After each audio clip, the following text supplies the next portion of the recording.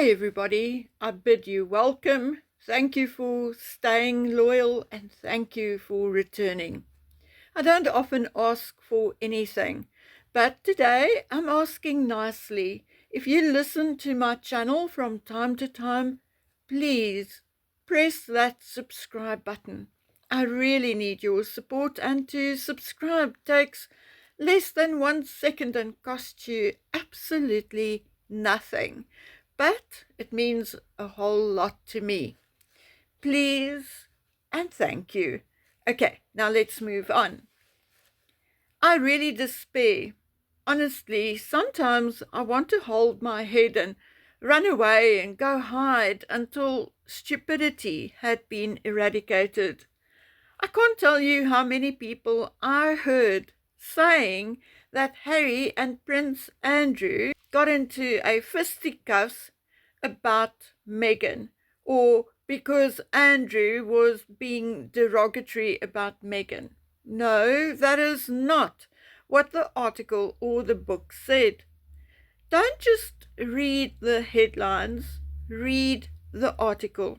According to both the article and the book, Andrew and Harry got into a fist fight in 2013 because allegedly Andrew said something about Harry behind his back. Harry challenged Andrew to say it to his face. Words were exchanged and Harry sucker punched Andrew. They got into a scuffle and had to be separated. Then, allegedly, sometime between 2016 and 2018, Andrew made a few comments about Meghan which Harry did not like one bit. Allegedly, Andrew told Harry his marriage to Meghan Markle would not last a month. Andrew allegedly also said that Meghan Markle was an opportunist, that she was too old for Harry, and that it was a mistake. Harry is disputing that Andrew ever said this. Apparently, he even sent a lawyer's letter to the newspaper. Now, why he would send a letter to the newspaper if the entire story is from a book about the Yorks by Andrew Lownie. Anyway, Mr. Lownie said he'll welcome legal action by Harry because it will only cause more to come out, or something like that. Anyway, I have a bit to say about this. I don't know what Andrew said about Harry in 2013. I have absolutely no idea. Likely called him a bell end or a tosser. Both typical British insults. Well, who knows, and frankly, who cares? Because in my family, we were brought up to respect our elders. And even if we did not like our uncles and aunts, we were not allowed to be rude. And that went all the way through to adulthood. In 2013, Harry was 29 and Andrew 52. Quite a significant age difference, 23 years or so.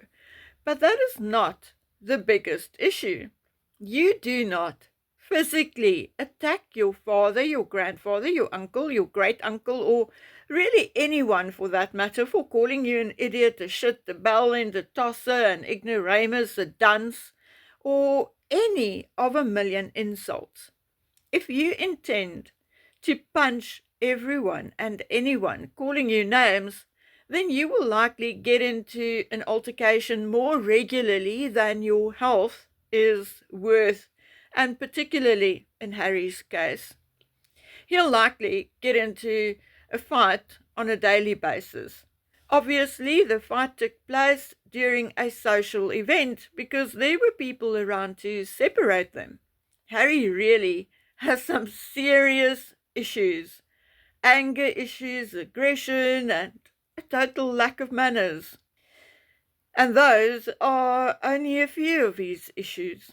Also, whatever Andrew said about Meghan is what most of his family said, particularly Prince Philip, who even added that one steps out with an actress, not marry them. There were also members of the public that felt exactly the way Andrew did. So Andrew was certainly not the only one. So why is he being singled out is indeed hard to understand, likely because of the book. But as always, the media is just blowing it up a tad, don't you think? And while we're talking about Andrew, more and more people are talking about William not liking Andrew either, and that he will make sure that Andrew leaves Royal Lodge the day he becomes king. Well, unfortunately for everyone, including William, Andrew has a legally binding lease agreement, and he had secured funding to pay his rent and maintenance. So even Charles had to back down.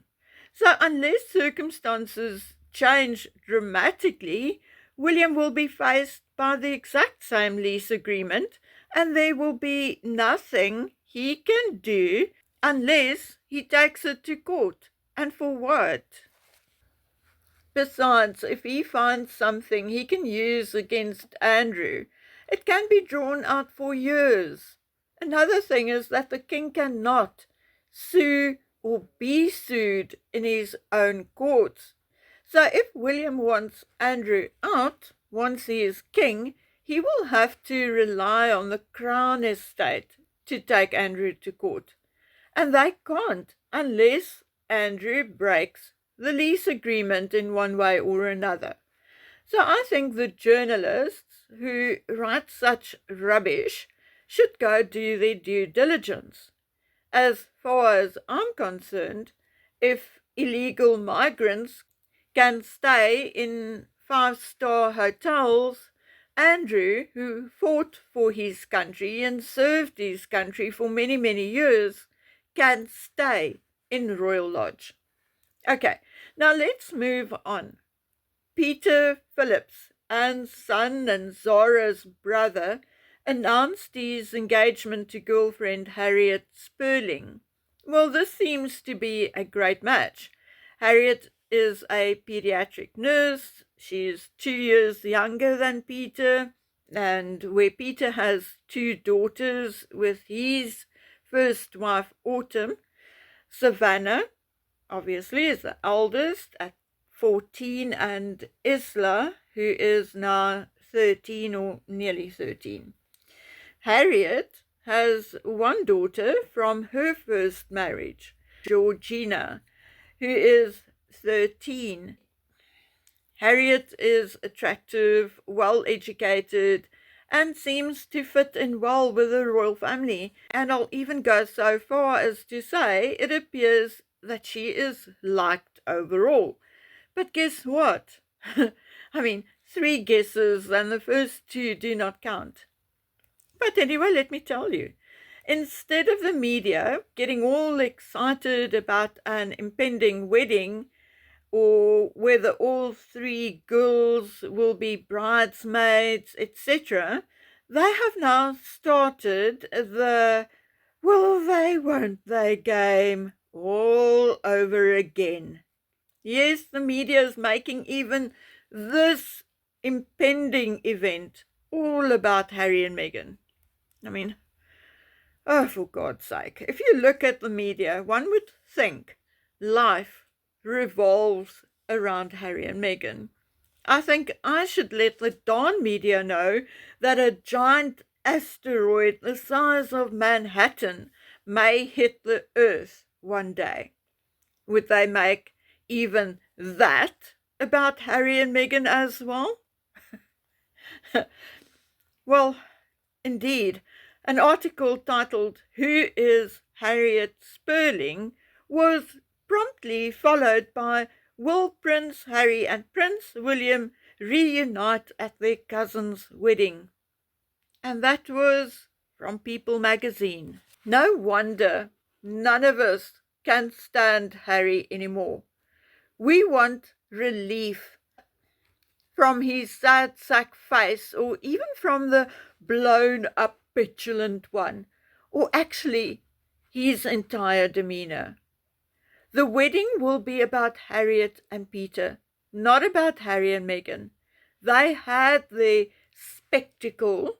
It is now someone else's turn.